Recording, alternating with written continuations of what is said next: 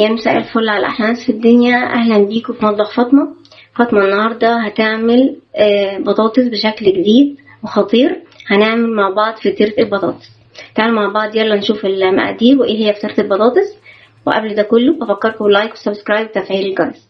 يلا بينا. عندي المقادير زي ما احنا شايفين اهو. بطاطس مقشراها وغسلاها كويس جدا، وعندي 5-6 معالق نشا كبيره، جبنه شيدر، جبنه موتزاريلا، الزيتون بتاع البيتزا عشان ما يبقاش حادق مش الزيتون العادي، وشويه زيت كويسين زي ما احنا شايفين.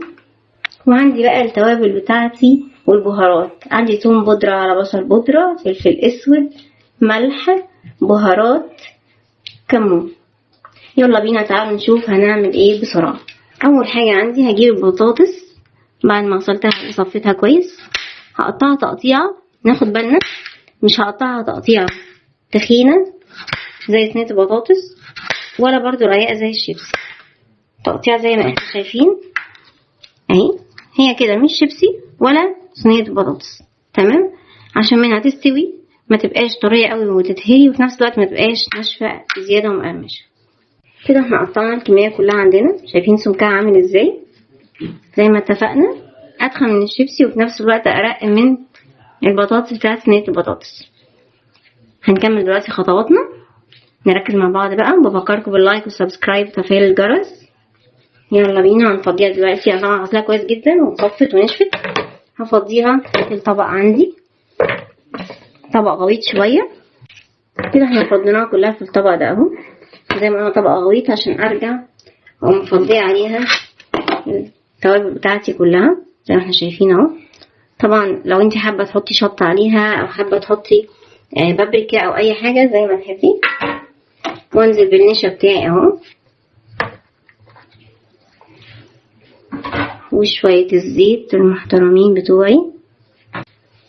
ابدا اقلب كويس جدا كل الخليط مع بعضه.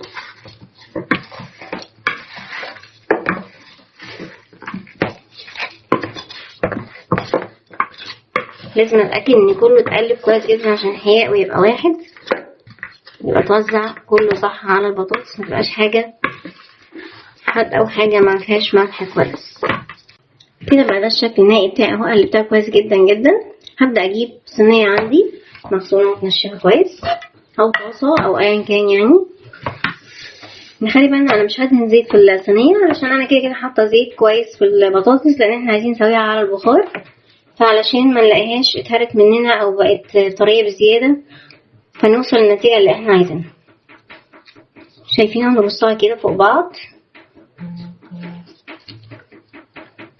طبعا بحاول اخلي الحاجات اللي هي سمكها يعني كويس وكبيره شويه هخليها من بره عشان ادخل بعد كده على جوه تبقى الدنيا شكلا كويسه ومنسقه، لكن طبعا مش هتفرق يعني. شكل جديد للبطاطس مختلف شويه كتير عن اللي الولاد متعودين عليه، وفي نفس الوقت هم بيحبوا الحاجات اللي هي برضو شويه نواشف ما فيهاش صوصات كتير وقرمشه حلوه خطيره. هنشوفها مع بعض. زي ما احنا شايفين اهو بنعملها بالشكل اللي هو ورا بعضه كده، واحده فوق التانية. زي ما قلنا ممكن برضو نحط عليها اي اضافات تانية احنا عايزينها كتوابل تانية، او ممكن الناس تحط حبة البركة لو بتحبها وتحب شكلها في الاكل طعمها. ده بقى الشكل النهائي بتاعي زي ما احنا شايفين. شكله خطير ولسه لما يستوي كمان هتشوفوا هيبقى نكهته تحفة. احنا دلوقتي هنولع عليه البوتاجاز، واللعبة بتاعتي ان انا هقفل كويس بالغطا عشان يستوي على البخار، ومنها هيبقى كمان وشه يتحمر شوية. زي ما اتفقنا مش هنحط زيت عشان كفاية الزيت اللي هو فيه، فمش هنحط في الطاسة. يلا بينا نكمل بقية الخطوات. دلوقتي هحط على البوتاجاز ونشوف لما يتحمر هيبقى شكله عامل ازاي، وبعد كده نحط بقية اضافاتنا. بفكركم باللايك والسبسكرايب وما ننساش ندوس على الجرس. يلا بينا. انا كده ولعت عليها، هسيبها بس البوتاجاز تبقى عالية شوية ان الطاسة تسخن، وبعد كده هوطي عليها عشان تستوي على البخار زي ما قلنا. اهم حاجة ان احنا نغطي كويس جدا. لو ما عنديش غطا محكم للطاسة بتاعتي او الصينية هجيب ورق فويل واغطي كويس قوي بطبقتين فوق بعض. يلا بينا.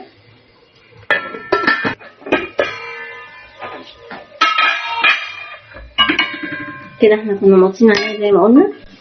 كده بدأ القعر من تحت بتاعها وظهرها بدأ، انا مش عايزه بس ابوظها، بس هي بدأت تتحمر. لما اقلبها هتشوفوها.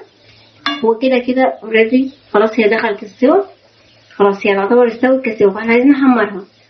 فهقلبها دلوقتي على الناحيه التانية علشان تاخد نفس اللون اللي هنشوفه حالا. مش هتاخد وقت، يعني هي 5-6 دقايق كده هنلاقيها احمرت، لان اصلا الطاسه سخنه معايا. وافكركم تاني ان دعمكم بيفرق معايا، لايك وسبسكرايب وندوس على الجرس. يلا بينا.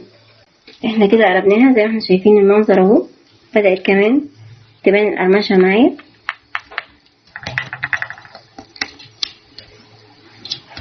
سامعين صوتها؟ انا بعمل كده عشان بس تسمعوا صوتها. نفس اللي احنا وصلنا له دون هيحصل تحت برضو، عشان كده احنا قلبناها. نخلي بالنا ان احنا مش حاطين زيت ولا حاجه، فعشان كده عشان نوصل للون ده لازم يكون على طول لازق في الصينيه 5 دقايق او 6 دقايق، وهنوصل لنفس النتيجه دي. وبعد كده نضيف اضافاتنا ويلا بينا. زي ما احنا شايفين كده، لو بدات ارفع جانب عندي هي بدات تتحمر. انا بس مش عارفه اجيبها لكم عشان ما ابوظ المنظر. تمام. هبدا انزل بالزيتون بتاعي. طبعا عايزه تحطي سوسيس مستوي، عايزه تحطي طماطم وفلفل، يعني موضوع الاضافات اللي فوق دي اللي انت تحبيه وتفضليه. مش عايزه تحطي حاجه خالص، عايزه تحطي جبنه بس. طبعا انا حريصه ان انا احط الزيتون بتاع البيتزا زي ما قلنا عشان ميبقاش حادق قوي، يبقى بس ليه طعم كده خفيف. ابدا انزل الاول بالجبنه بتاعتي اللي هي الشيدر، علشان دي بتبقى حادقه شويه فيها احياء، فتبقى هي على طول مبشره مع البطاطس فتديها طعم. وعلى طول اقوم مكمله بالموتزاريلا الجميله الرائعه. حابين نحط جبنه رومي، اي انواع جبنه تاني، هذا بقى بتاعتك انت.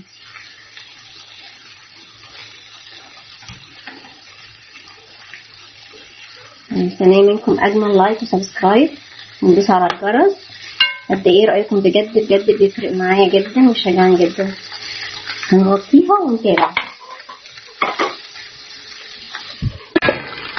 يا دوبك احنا مستنيين بس ان الجبنه تسيح.